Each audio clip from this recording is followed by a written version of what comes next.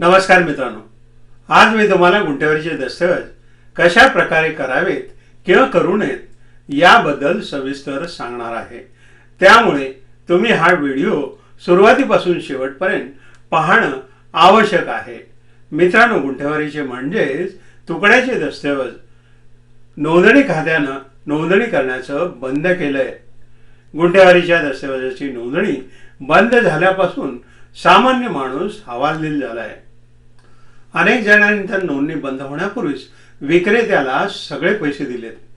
काहींचे व्यवहार ठरलेले असल्यानं जमीन मालक त्यांच्याकडे पैशाचा तगादा लावत आहेत, तर काहींनी इशारा रक्कम म्हणून काही पैसे दिलेले आहेत। या सगळ्यांनाच आशा आहे की गुंठेवारीचे व्यवहार आज ना उद्या चालू होतील। खरंच हे व्यवहार चालू होतील का, आणि चालू होतील तर ते कधी होतील हे सुद्धा आपण आजच्या या व्हिडिओतून जाणून घेणार आहोत। नमस्कार, मी धनराज खरटमल। मित्रांनो, गुंठेवारीचे व्यवहार बंद होऊन सुमारे 2 वर्षाचा कालावधी उलटून गेलाय, परंतु सदरचे व्यवहार अद्याप चालू झालेले नाहीत।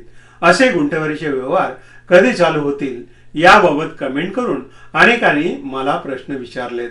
म्हणूनच बऱ्याच दिवसानंतर मी या विषयावर व्हिडिओ करत आहे।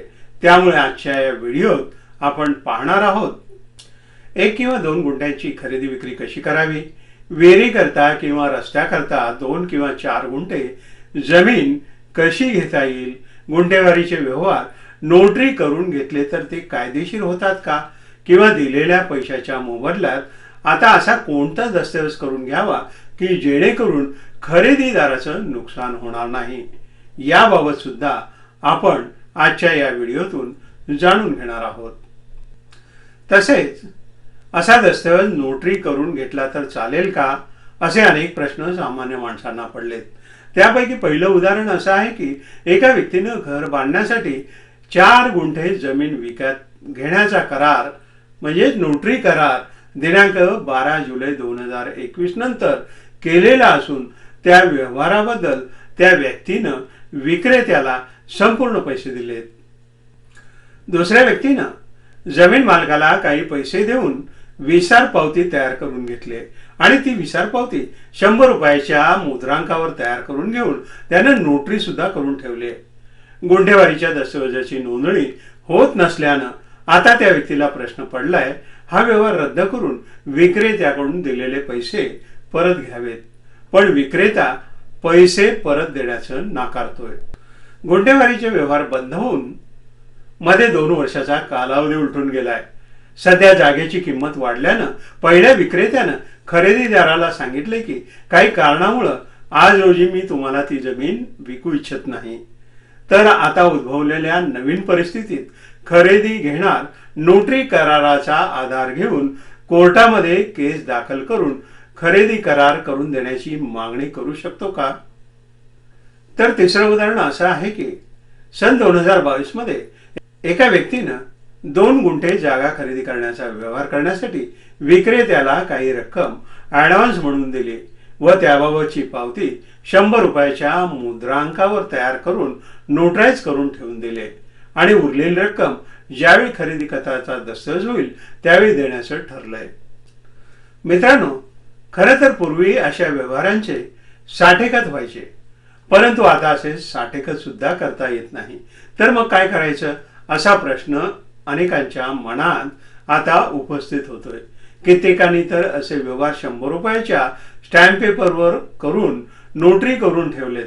मित्रांनो, लक्षात घ्या, एखादा व्यवहार कायद्याद्वारे बेकायदेशीर ठरवला गेला असेल तर अशा प्रकारचा नोटरी केलेला कोणताही व्यवहार हा बेकायदेशीरच समजण्यात येतो।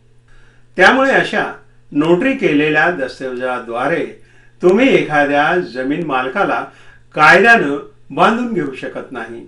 अनेक जण असे विचारतात की दस्तऐवजाची नोंदणी बंद असल्यामुळे असे व्यवहार नोटरी करून घेतले तर चालतील काय, याची वैधता काय असेल आणि त्याचे परिणाम काय होतील।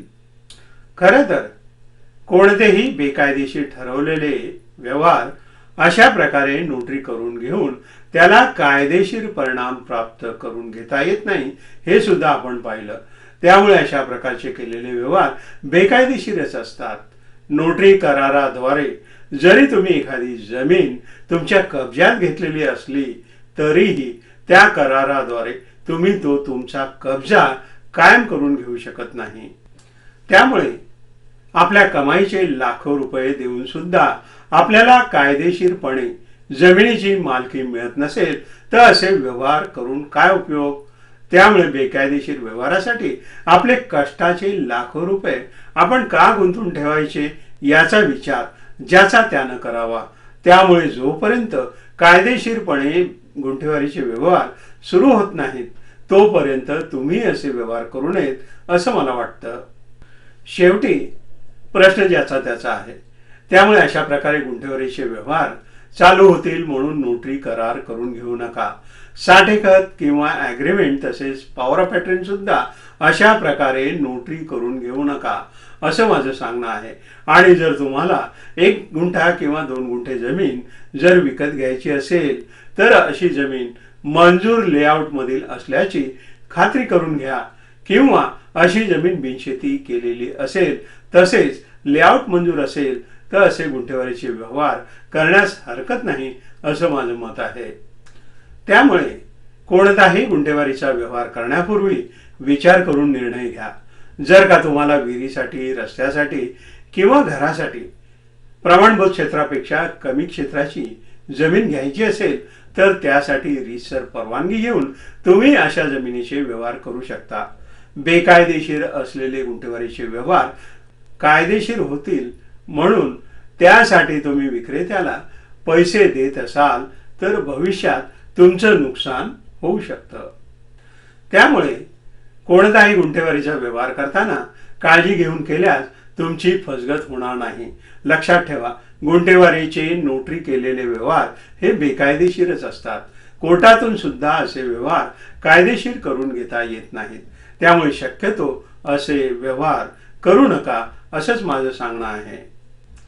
त्यामुळं आता घरकुलासाठी, रस्त्यासाठी किंवा विहिरीसाठी किंवा इतर कारणासाठी तुम्हाला 1 किंवा 2 गुंठे जमिनीची खरेदी विक्री करायची असल्यास जिल्हाधिकारी यांची परवानगी घ्यावी लागेल. अशी जमीन जर शहरालगत असेल तर अशा जमिनीचे रेखांकन जिल्हाधिकारी कार्यालयामार्फतीनं मंजूर केलेलं असेल किंवा जर अशी जमीन बिनशेती असेल तरच तुम्ही ती जमीन खरेदी करा जेणेकरून तुमची फसगत होणार नाही. तर मित्रांनो, तुम्हाला आजचा हा व्हिडिओ कसा वाटला याबद्दल कमेंट करायला विसरू नका.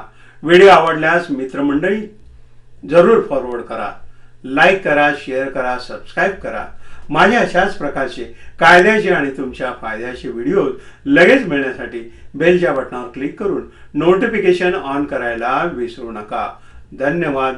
जय हिंद, जय महाराष्ट्र.